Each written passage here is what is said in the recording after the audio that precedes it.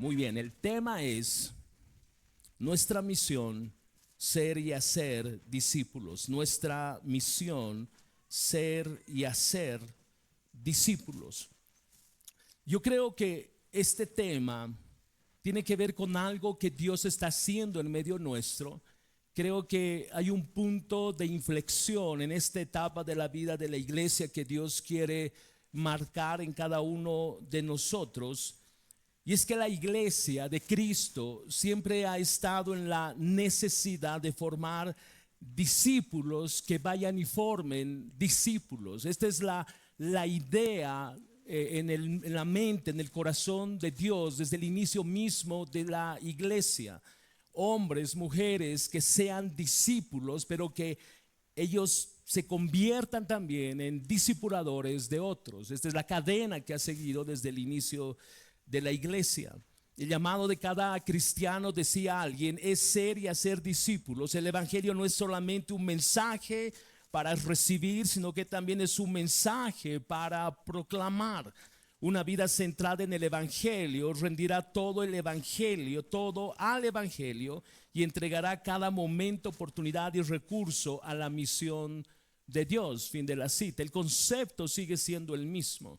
La idea del Señor respecto a su iglesia no ha cambiado. Discípulos haciendo discípulos. Ahora, nosotros sabemos que en el ministerio de nuestro Señor Jesucristo hubieron muchos discípulos, pero también sabemos por la narrativa bíblica que muchos que se llamaban discípulos no perseveraron.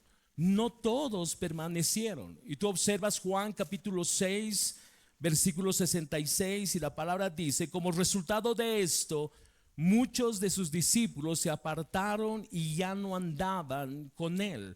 Cada vez que el Señor empezaba a subir los estándares de su reino, la gente se paralizaba, y en ese momento muchos, como cita Lucas 6:40, muchos decidían ya no seguir a Jesús, porque ya no era solo la alimentación gratuita.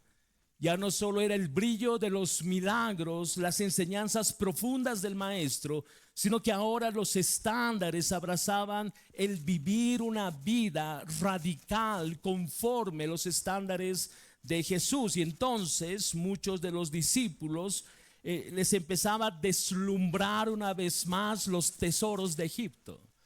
A muchos de sus discípulos otra vez sentían atracción por las cosas del mundo y no estaban dispuestos a pagar el precio que implica seguir a Jesús.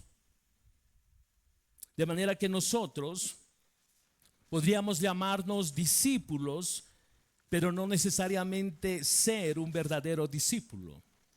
Hay muchos que seguían a Jesús, recuerda esto, muchos, multitudes, como señalábamos la semana pasada, multitudes seguían a Jesús, pero estas mismas multitudes que en un momento aclamaban a Jesús, en otro momento estaban gritando: crucifícalo. Entonces, dentro de la iglesia hay muchos que se llaman discípulos, pero no son necesariamente verdaderos discípulos. Lucas capítulo 6, versículo 40 dice: un discípulo no está por encima de su maestro, pero todo discípulo, después que ha sido preparado bien, será como su maestro. Notas el desafío de que todos nosotros que decimos ser creyentes debemos ser discipulados, y siendo discipulados, equipados, el desafío entonces es: discipula a otros. Esto, insisto, no ha cambiado. En este sentido, la pregunta que quiero responder en esta mañana, y como señalé al inicio, es mi oración que marque un punto de inflexión en nuestras vidas de manera particular y pueda marcar un punto de inflexión en nuestra vida de iglesia. La pregunta es: ¿qué se requiere para que los hijos de Dios rindan toda su vida al evangelio y entreguen cada momento, cada oportunidad y recurso a la misión de Dios? Permíteme repetir la pregunta: ¿qué se requiere para que los hijos de Dios rindan toda su vida al evangelio y entreguen cada momento, cada oportunidad y cada recurso a la misión de Dios? Y creo que la respuesta la da Pablo cuando escribe en su segunda carta, 2 Corintios, capítulo 5, versículos 8 al 17. Ese es el texto que vamos a estar revisando en esta mañana. 2 Corintios capítulo 5, versículos 8 al 17. 2 Corintios capítulo 5, versículos 8 al 17. Pero cobramos ánimo y preferimos más bien estar ausentes del cuerpo y habitar con el Señor. Por eso, ya sea presentes o ausentes, ambicionamos agradar al Señor.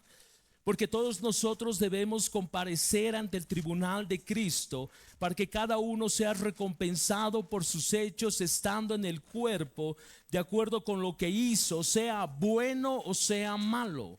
Por tanto, conociendo el temor del Señor, persuadimos a los hombres, pero a Dios somos manifiestos y espero que también seamos manifiestos en las conciencias de ustedes.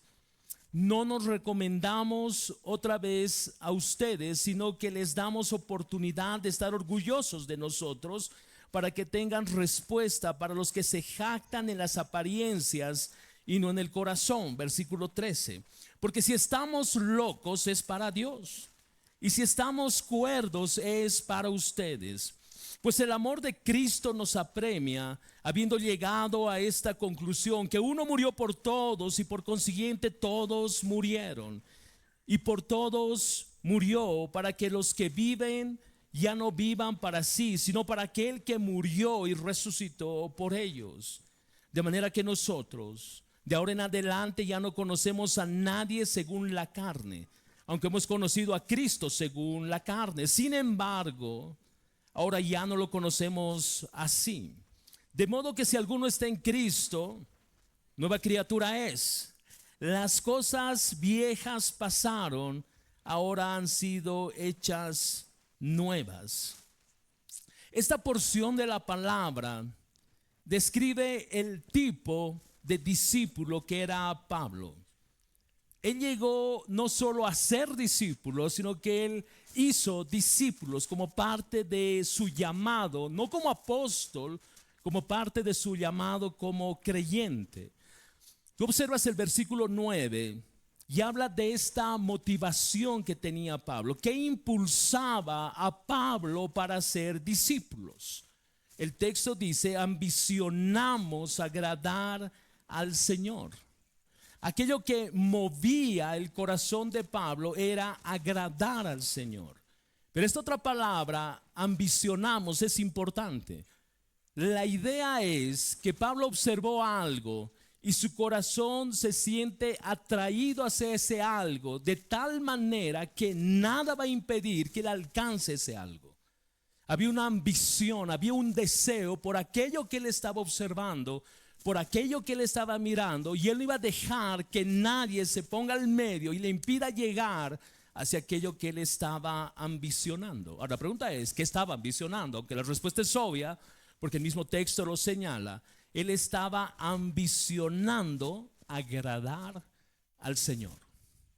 El motor en el corazón de Pablo era agradar al Señor.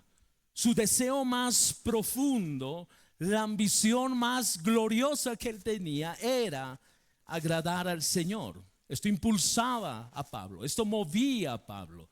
Esto es lo que le lleva a Pablo aún estar en la cárcel y cantar. Esto es lo que mueve el corazón de Pablo, esta ambición de agradar al Señor. Es lo que mueve a Pablo, que en medio de la aflicción, la persecución, los golpes, el maltrato, cárceles, absolutamente todo, no nublaban la visión que él tenía de agradar al Señor. Y en el contexto, la visión de agradar al Señor era hacer discípulos. Era ser discípulos. Nada iba a impedir ese llamado de Pablo. Ahora, los siguientes versículos, quiero darte la ruta de este mensaje. Los siguientes versículos señalan el cómo iba a agradar al Señor. ¿Qué era aquello que iba a mover el corazón de Pablo para agradar al Señor? Entonces, primero, en el versículo 10, él sabe que va a rendir cuentas ante el tribunal de Cristo. Segundo, en el versículo 11, él conoce el temor del Señor. Tercero, versículo 14, él entiende que el amor de Cristo lo apremia. Cuarto, versículo 15, él siente gratitud por la obra de Cristo en su vida. Quinto, versículos 16 y 17, tiene una visión renovada al ser una nueva criatura. Entonces Pablo hizo todo lo que hizo porque él quería agradar al Señor. Eso lo impulsaba. Su corazón no lo dejaba tranquilo, no lo dejaba con los brazos cruzados. Pablo sabía que su servicio iba a ser evaluado en algún momento ante el tribunal de Cristo, ante el trono de Cristo. Y eso lo impulsó a él a predicar el evangelio a tiempo y fuera de tiempo. Eso lo movió a él a sentir una profunda pasión por los perdidos. Él se dedicó a la causa de Cristo al punto de sufrir en aras del evangelio.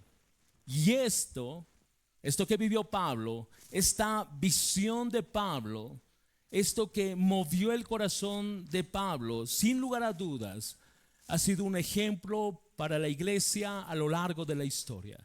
Yo espero en esta mañana que esto sea un ejemplo para nosotros. Empecemos. Primero, Pablo sabe que rendirá cuentas ante el tribunal de Cristo. No pierdas de vista la primera expresión. Ambicionamos agradar al Señor. Lo que movía el corazón de Pablo era esta ambición por agradar al Señor. Entonces lo que lo motivaba era este sentido que él iba a rendir cuentas ante el tribunal de Cristo. Observe el versículo 10. Porque todos nosotros debemos comparecer ante el tribunal de Cristo para que cada uno sea recompensado por sus hechos estando en el cuerpo, de acuerdo con lo que hizo, sea bueno o sea malo. Pablo está consciente de que a pesar de que él es cristiano y su salvación está segura en Cristo, llegará un día donde él tendrá que rendir cuentas por todas y cada una de las cosas que él debió hacer y no hizo, y por aquellas cosas que él sí hizo. Y él se está anticipando a ese día de tal forma que él dice: mi motivación que provoca que mi corazón arda para agradar al Señor es que un día el Señor me va a llamar a rendir cuentas ante su tribunal. Y esto es serio. Esta idea de Pablo de presentarse, de comparecer, dice el texto, ante el tribunal de Cristo, movía su corazón, lo impulsaba a hacer la tarea a la cual fue llamado. Y su tarea fue hacer discípulos. Su tarea fue proclamar el evangelio. Él sabía que todo lo que Dios le había dado, dones, talentos, él era un mayordomo de esta provisión de Dios que debía ser usada por la causa de Cristo. Entonces, una vez más, él sabía que en un tiempo, en un momento, iba a comparecer ante el tribunal de Cristo y él iba a rendir cuentas por los talentos, dones, oportunidades que Dios ha puesto en sus manos. Esto impulsaba a Pablo. Esto movía el corazón de Pablo. Ahora es interesante porque esta palabra tribunal en el texto original tiene la idea de un lugar donde los atletas subieron unos peldaños, no sé cómo se llama eso, pero subieron unos peldaños donde ellos iban a recibir las medallas por el lugar que ocuparon dentro de alguna competencia. Y lo que Pablo está diciendo al tener esto en mente, esta palabra tribunal, al tenerla en mente, es que cada uno en este tribunal va a ser recompensado o no recompensado. Recuerda que este tribunal no está en juego la salvación. Pablo entiende esto con claridad. Pablo no está diciendo: yo voy a llegar a ser salvo si hago discípulos. No. Él ya es salvo. Él ya conoce al Señor. Si tú quieres, él ya es cristiano. Y eso más bien lo motiva a hacer o cumplir con la misión del Señor, que es hacer discípulos. Porque él se va a parar delante del Señor, él va a rendir cuentas al Señor, y de aquello que él diga por lo que hizo, él va a ser recompensado o no. Otra vez, yo ambiciono agradar al Señor. Y esta ambición entonces, que motivaba a Pablo a entender que un día se va a parar delante del Señor, le motivaba o lo movía a vivir de tal manera que él entendía debía ser fiel a la causa del Señor. El entender que él se iba a parar delante del tribunal de Cristo lo llevaba a Pablo a tener una vida de fidelidad por la causa de Cristo, por la misión del Señor. La pregunta es, tú y yo sabiendo que un día nos vamos a parar delante del Señor y vamos a rendir cuentas por este asunto en particular de la misión que le entregó a su iglesia de hacer discípulos, ¿dónde estás tú? ¿Tu corazón tiembla? ¿Tu corazón siente temor porque un día vas a estar delante del Señor? Porque eso va a suceder. Y va a suceder porque la palabra lo declara de esa manera. Segundo, Pablo conoce el temor del Señor. Entonces, no solo motivaba a Pablo el sentido de que en un tiempo, en un momento, él iba a compadecer ante el tribunal de Cristo, sino que además a Pablo lo movía el temor del Señor. Versículo 11. Por tanto, conociendo el temor del Señor, persuadimos a los hombres, pero a Dios somos manifiestos, y espero que también seamos manifiestos en las conciencias de ustedes, conociendo el temor del Señor. Pablo dice, yo hago algo, persuado a hombres, voy tras los hombres, que en realidad es la idea, porque entiendo delante de quién estoy, porque entiendo delante de quién vivo. Y este sentido de temor en el Nuevo Testamento es admiración, es reverencia a Dios por su santidad, por su poder, por su majestad. Es un asombro ante la gloria del Señor, el poder de Dios y la santidad de Dios. Él conocía a Dios, y al conocer a Dios su corazón se llenaba de profunda reverencia y temor, y eso lo impulsaba a salir. Yo no sé si tú miras el sentido de causa y efecto en esto, porque Pablo conocía al Señor.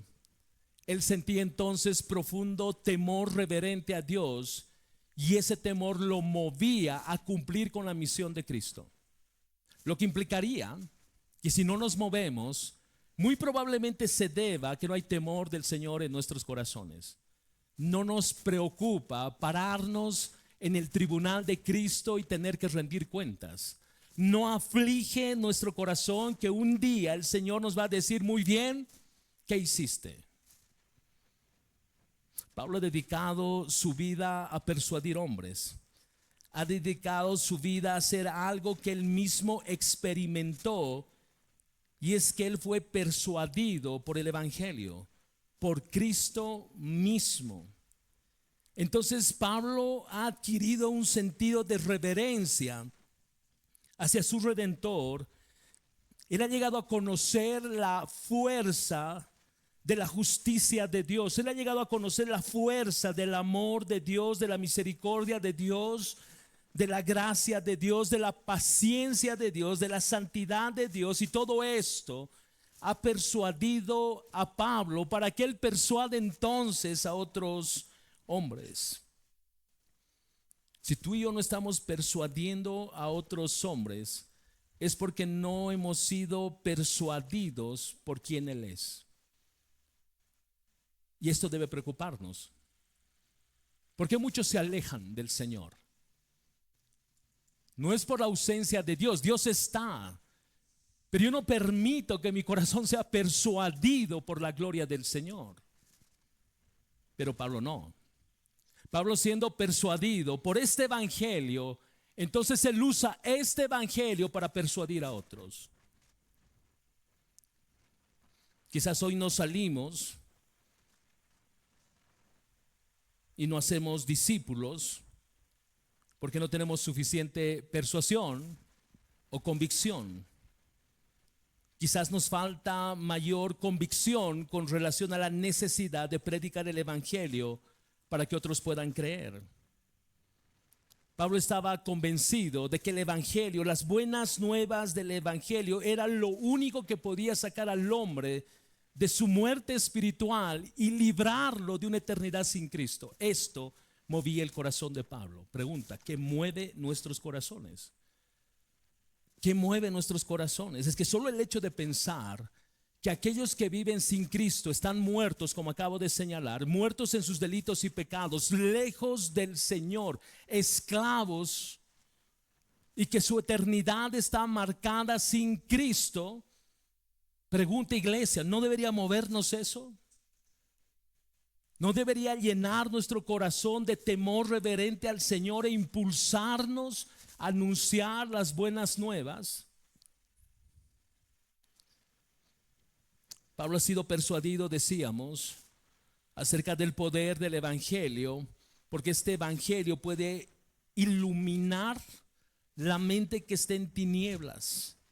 Pablo ha sido persuadido del poder del evangelio para convertir el corazón de piedra en un corazón de carne. Pablo ha sido convencido del poder del evangelio, porque solo el evangelio puede traer libertad al hombre. Pablo está persuadido. Pregunta, iglesia, ¿qué te persuade a ti? ¿Qué es aquello que otra vez mueve tu corazón?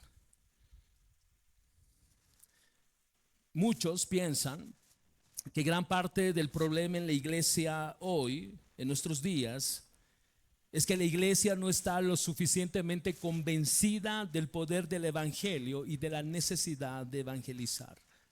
Dudamos de la eficacia del evangelio, dudamos del poder del evangelio, y es como incoherente, porque este evangelio es el que nos salvó a nosotros.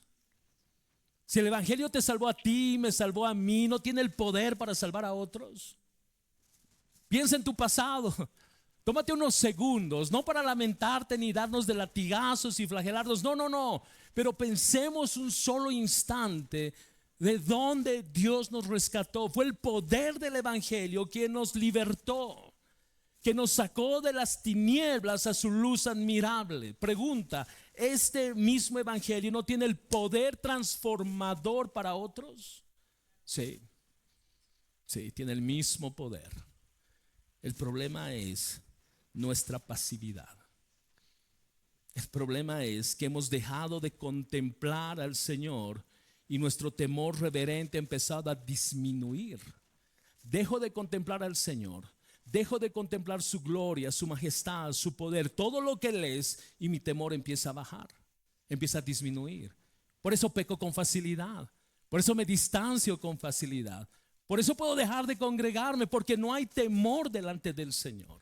Pero en la medida que los hijos de Dios buscan de Él, crecen en el conocimiento del Dios Santo, mi temor crece, mi reverencia se hace más profunda.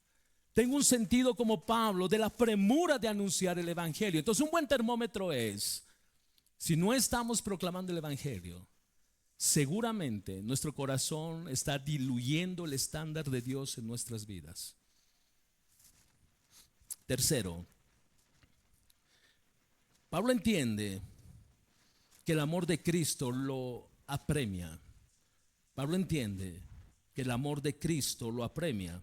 Versículo 14. Pues el amor de Cristo nos apremia, habiendo llegado a esta conclusión, que uno murió por todos y por consiguiente todos murieron. Este versículo es poderoso.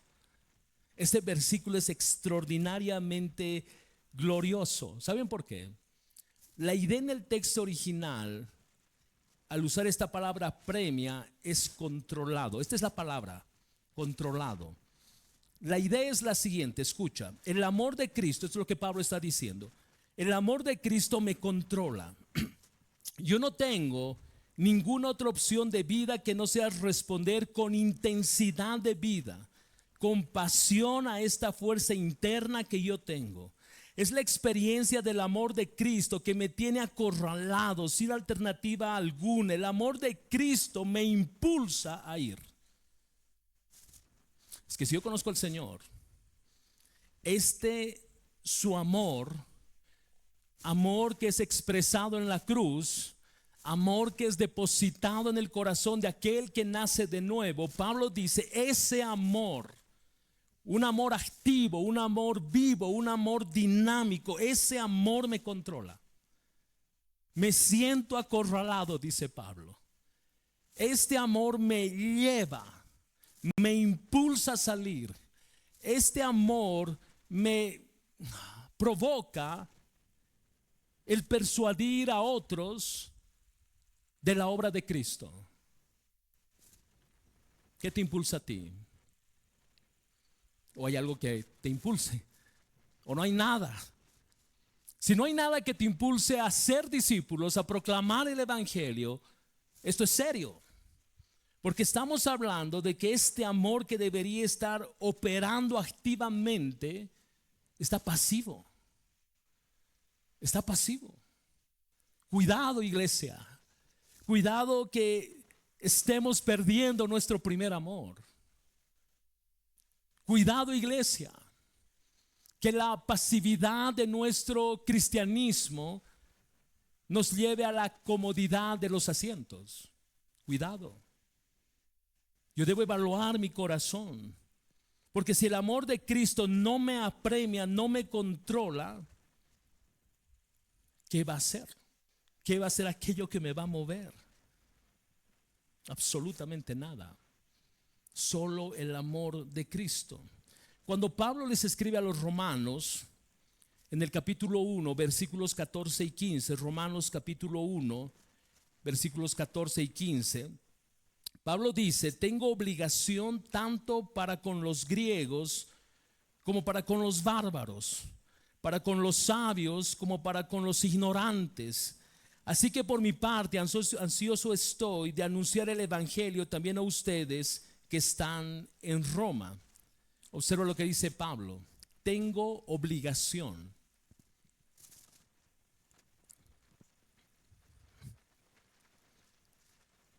Tengo obligación.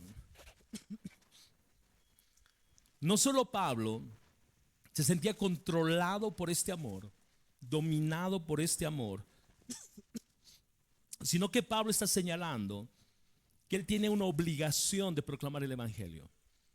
Es como otra vez, es como un sentido de causa y efecto. Este amor me controla. Este amor me domina. Y siendo controlado y dominado por este amor, siento la obligación, tengo la obligación de proclamar el evangelio a griegos, bárbaros, sabios, ignorantes. Versículo 15. Estoy ansioso de hacerlo. ¿Notas cómo Pablo usa estos términos? Hermano, ¿estás ansioso por proclamar el evangelio? ¿Tienes la obligación y la necesidad de hacerlo? Esa es la evidencia de que el amor de Cristo nos está controlando. Porque Pablo, disculpen, porque Pablo no está diciendo, tengo una inquietud en mi corazón, siento como una carga. Tengo como una carga de tener que ir. Pablo no sentía cargas, Pablo sentía el impulso y se movía. Este no era un asunto para orar, me explico. Era un asunto de obediencia.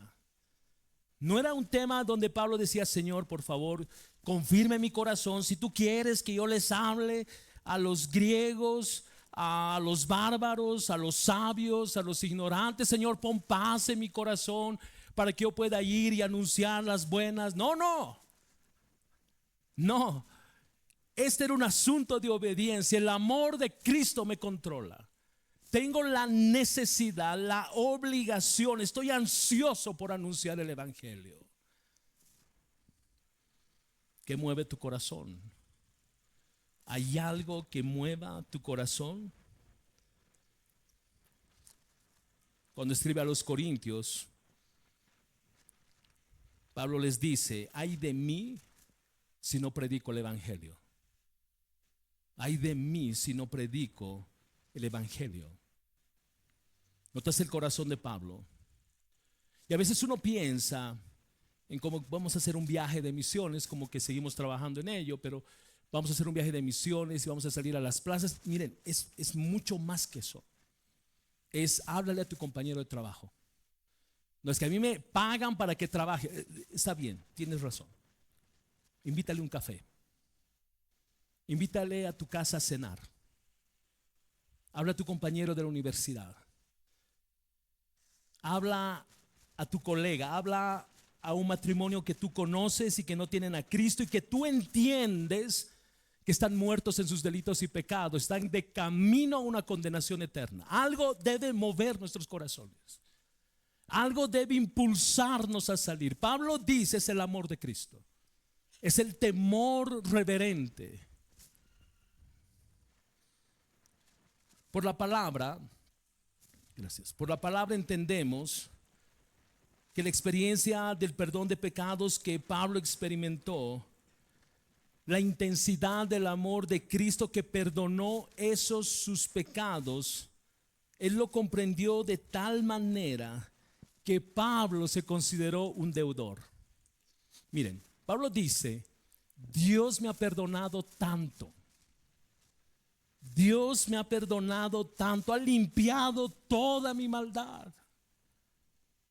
Pablo entiende que los muchos títulos que él tenía no le servían delante de Dios. Fariseo de fariseos, experto en la ley, instruido a los pies de Gamaliel. De todos los fariseos, el más conocedor, más prominente. Pero eso no bastó, porque Dios, de camino a Damasco, derriba a este hombre y muestra a Dios que él no es nada sin él. Y Pablo entendió esto. Pablo entendió que ese encuentro cambió su destino, cambió su eternidad. Pablo entiende que el que mucho ha recibido respecto al perdón del Señor, mucho ama a este Señor que le ha perdonado. Y ese amor, una vez más, lo impulsa. Familia, ¿entendemos cuánto Dios nos ha perdonado?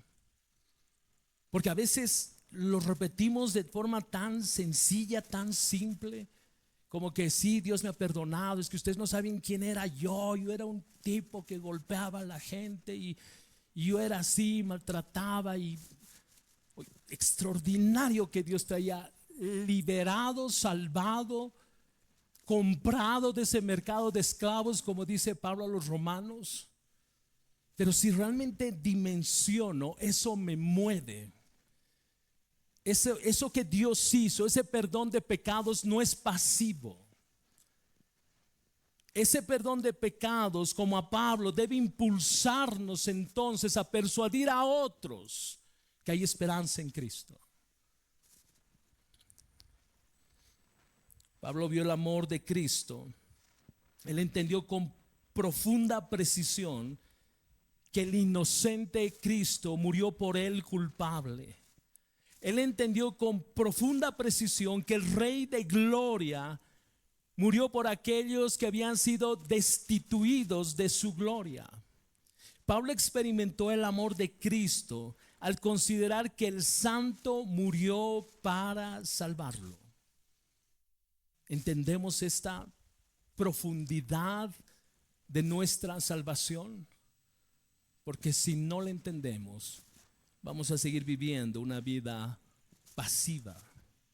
Pablo entendió lo que él escribe a los filipenses en el capítulo 2, versículos 6 al 11. Permíteme leerlo rápido. Filipenses capítulo 2, versículos 6 al 11. El cual, aunque existía en forma de Dios, no consideró el ser igual a Dios como algo a que aferrarse, sino que se despojó a sí mismo, tomando forma de siervo y haciéndose semejante a los hombres, y humillándose en forma de hombre, se humilló él mismo, haciéndose obediente hasta la muerte y muerte de cruz. Alguien decía, Cristo fue de la gloria a la vergüenza, a esta vergüenza de la cruz, para llevarme a mí de la vergüenza a la gloria del Padre. Tiene que movernos el abundante perdón que hemos recibido para ser fieles proclamadores del Evangelio de Cristo.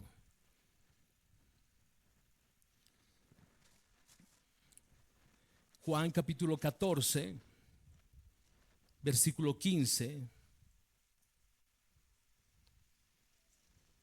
La palabra dice: si ustedes me aman, guardarán mis mandamientos. Y uno puede mirar este texto, como muchos lo hacen, y decir: no, yo guardo los mandamientos del Señor. Yo quiero mostrarte que no, o no todos los mandamientos. Observa conmigo Mateo capítulo 28, versículos 19 al 20. Este es un texto conocidísimo y hasta de memoria no lo sabemos. El texto dice: vayan pues y hagan discípulos de todas las naciones, bautizándolos en el nombre del Padre y del Hijo y del Espíritu Santo, enseñándoles a guardar todo lo que les he mandado. Y recuerden, yo estoy con ustedes todos los días hasta el fin del mundo. Mi obediencia es la expresión de mi amor a Cristo. Mi desobediencia es la expresión de mi falta de amor por Cristo. El Señor dice: si ustedes me aman, ustedes guardan mis mandamientos. Y luego el Señor, en otro pasaje, Mateo 28, que acabamos de leer, dice: vayan. No dice si puedes, si tienes tiempo, si tu agenda te lo permite, si tus actividades personales te permiten un poco ahí ajustar tu agenda y si tienes chance, pues ve y proclama mi evangelio. No, el texto dice: ve, es un imperativo, hazlo. Pero somos desobedientes. Somos desobedientes. Nuestra desobediencia en la proclamación del evangelio muchas veces habla de que nuestro amor para el Señor no es tan consistente como decimos que es. Alguien decía, haciendo referencia a estos dos textos, Pablo está diciendo: ¿cómo es posible que el Hijo de Dios pueda dejar su gloria y encarnarse, y que yo no pueda dejar mi casa para ir al vecino o ir a algún otro lugar a evangelizar hombres? ¿Cómo es posible que Él pueda despojarse de su gloria y yo no pueda despojarme de mi comodidad? Fin de la cita. Cuarto, Pablo siente gratitud por la obra de Cristo en su vida. Pablo siente gratitud por la obra de Cristo en su vida. Y esta gratitud es lo que lo empuja a salir. Versículo 15. Y por todos murió, para que los que viven ya no vivan para sí, sino para aquel que murió y resucitó por ellos. Una de las formas en las que se ha diluido el evangelio es que se presenta a Cristo sin las demandas de la cruz. Entonces, lo que se está comunicando cuando yo saco la cruz de lo que Cristo es, lo que se está diciendo es: ahora tú puedes seguir viviendo como tú vivías, tranquilo, y eres creyente, pero tienes que ser un poco, o tienes que conducirte de una manera mucho más moral. Y ese es como ser reducido el evangelio, porque no hay un precio que pagar, porque no hay una cruz que llevar. Y entendemos todos que ese no es el evangelio. El evangelio tiene que ver con mi vida que ya no me pertenece. Tiene que ver con que ya no me pertenezco a mí mismo. Fui comprado a precio de sangre. Por lo tanto, yo no puedo continuar viviendo como si no lo conociese. Mis propósitos han cambiado. Mis metas han cambiado. Mis prioridades han cambiado. Aquello que anhelaba mi corazón, aquello que mi mente dibujaba como propósitos particulares, deben cambiar radicalmente y someterse a quien Él es. Porque habiendo sido comprados a precio de sangre, no podemos seguir pensando ni viviendo de la misma manera. Y esto es lo que entendió Pablo: para que ya no vivan para sí, sino para aquel que murió y resucitó por ellos. Iglesia, ya no nos pertenecemos. Si hemos nacido de nuevo, ya no nos pertenecemos, le pertenecemos a Él. Él nos compró. Él nos compró y el costo fue su sangre preciosa derramada en la cruz del Calvario. Este sentido de gratitud, al él entender que fue comprado, es lo que movía a Pablo. Vuelvo a mi pregunta: ¿qué te mueve a ti? Alguien decía: ¿cómo es que Él puede morir por mí y uno esté dispuesto a vivir por Él?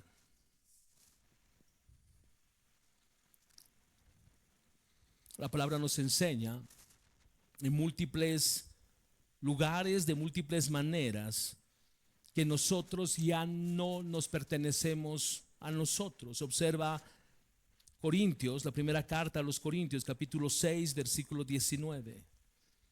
¿O no saben que su cuerpo es templo del Espíritu Santo que está en ustedes, el cual tienen de Dios, y que ustedes no se pertenecen a sí mismos, porque han sido comprados por un precio? Por tanto, glorifiquen a Dios en su cuerpo y en su espíritu, los cuales son de Dios.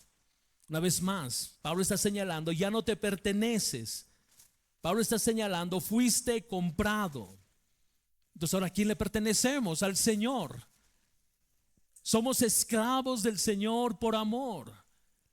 Ahora somos de su propiedad. Entonces, ¿cómo deberíamos vivir? En obediencia. En obediencia.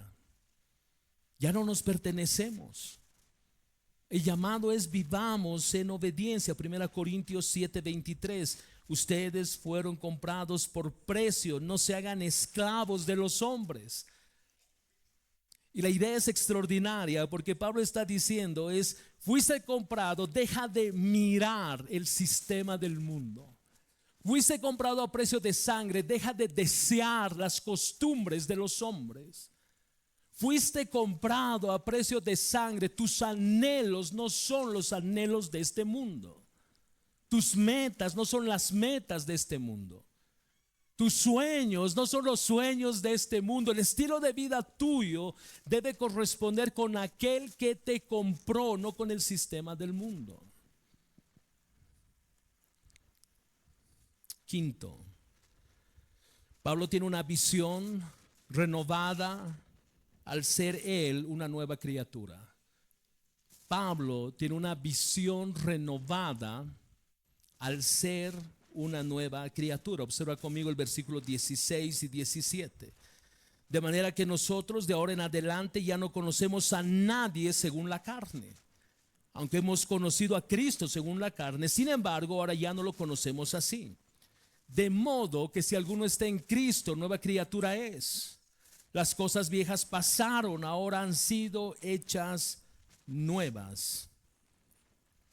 La nueva perspectiva de vida que Pablo adquirió al nacer de nuevo es parte de la motivación por la que él hace todo lo que él hace.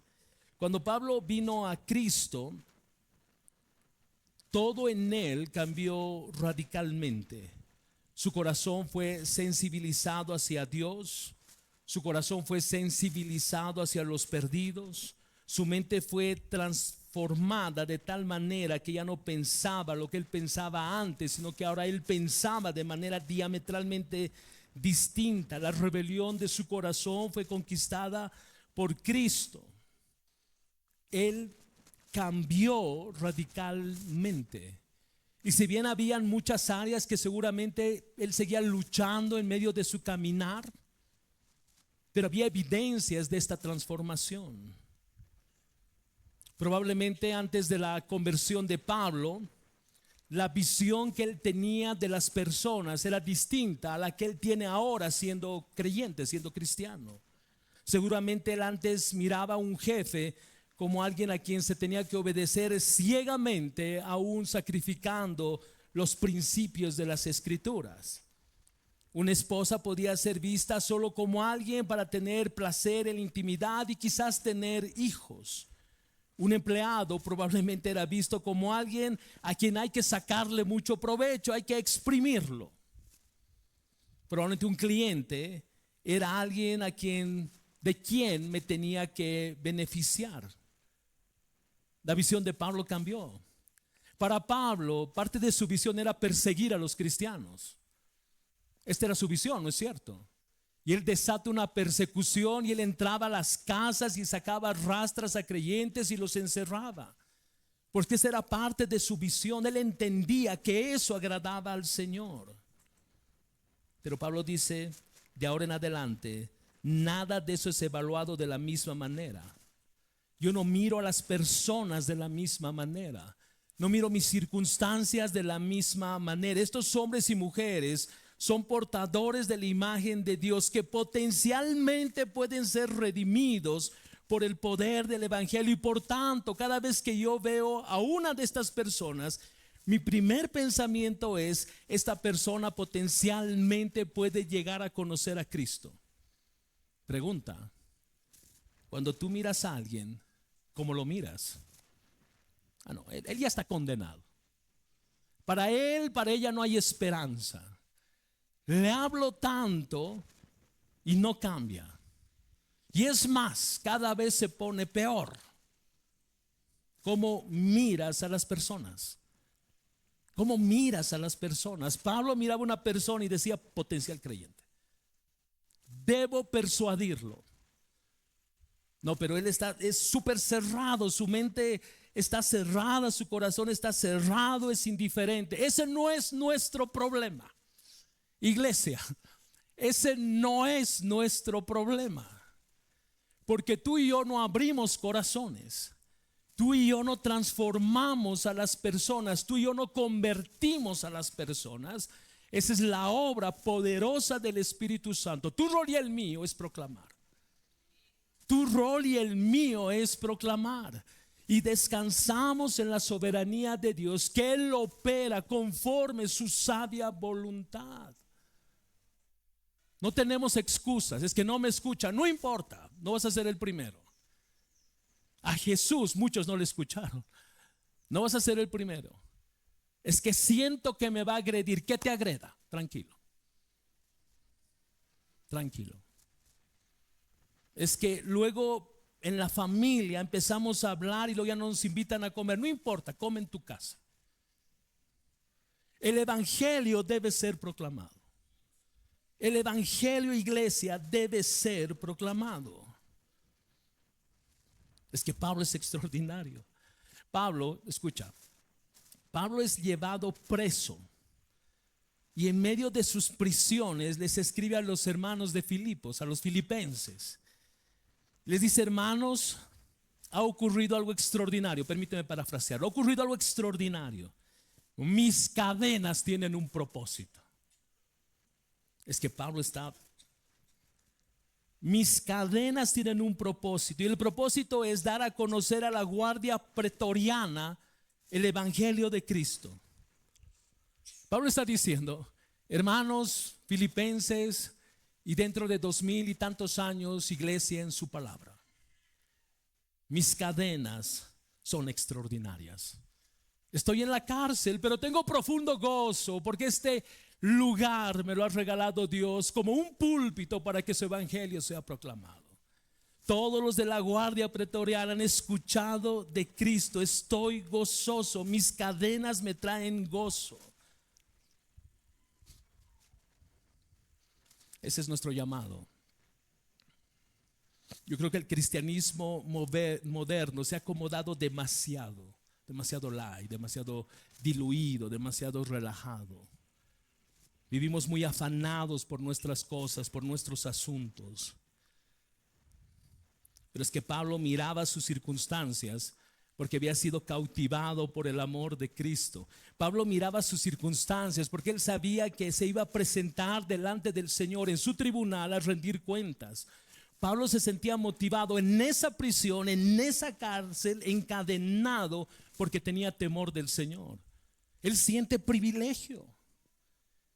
¿Qué sentirías tú estando encadenado al lado de Pablo?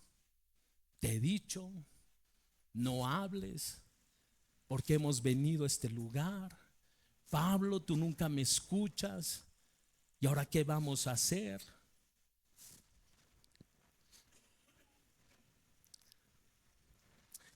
Quiero narrarte una historia para cerrar de este llamado que el Señor nos hace. Se cuenta de un pastor africano que había estado predicando el evangelio en una región donde estaba prohibido hacerlo.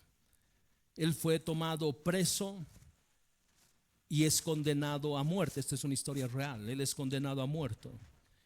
Y después de haber sido condenado a muerte, él se entera qué día sería su ejecución. Sabiendo el día, él toma una hoja, toma un lápiz, y estoy siendo textual, y él empieza a escribir lo siguiente. Escucha bien. Soy parte de la comunidad de los que no se avergüenzan. Tengo el poder del Espíritu Santo. Mi suerte ha sido determinada. Yo he cruzado la línea. La decisión ha sido tomada. Soy uno de sus discípulos. No voy a mirar atrás o pausar o detenerme o devolverme o quedarme quieto. Mi pasado ha sido redimido. Mi presente tiene sentido y mi futuro está seguro. Yo ya he terminado y no quiero saber nada de vivir a medias, de deambular por las aceras. No quiero saber de sueños pequeños, rodillas suaves, visiones tímidas, de hablar mundano, de dar poco y de metas pequeñas. Yo no necesito prominencia, prosperidad, posición, promoción, aprobación o popularidad. No necesito tener la razón, ser el primero, ser lo máximo, ser reconocido, ser honrado, ser estimado, recompensado. Ahora vivo en su presencia, confío en la fe, amo con paciencia, soy levantado por la oración y vivo con poder. Mi rostro ha sido fijado en una sola dirección. Mi caminar es rápido, mi meta es el cielo, mi camino es estrecho, la carretera es rústica, mis compañeros son pocos, mi guía es confiable y mi misión es clara. No puedo ser comprado, desacreditado, desviado, seducido, devuelto, diluido, retrasado. No pestañearé frente al sacrificio, no dudaré en la presencia de la adversidad, no negociaré en la mesa de mis enemigos, ni consideraré la popularidad, ni daré vueltas en medio de la mediocridad. No me rendiré, no callaré, no pasaré ni me cansaré hasta que haya predicado, orado, pagado, acumulado por la causa de Cristo. Soy un discípulo de Jesús, esa es la razón. Tengo que seguir hasta que Él venga, dar hasta que me caiga, predicar hasta que todos lo conozcan y trabajar hasta que Él pare, y cuando Él venga a recoger a los suyos, Él no tendrá ningún problema en reconocerme. Mis colores serán claramente visibles. Este pastor fue ejecutado al día siguiente. Pero yo quiero que observes en esta carta que él deja aquello que impulsaba su corazón.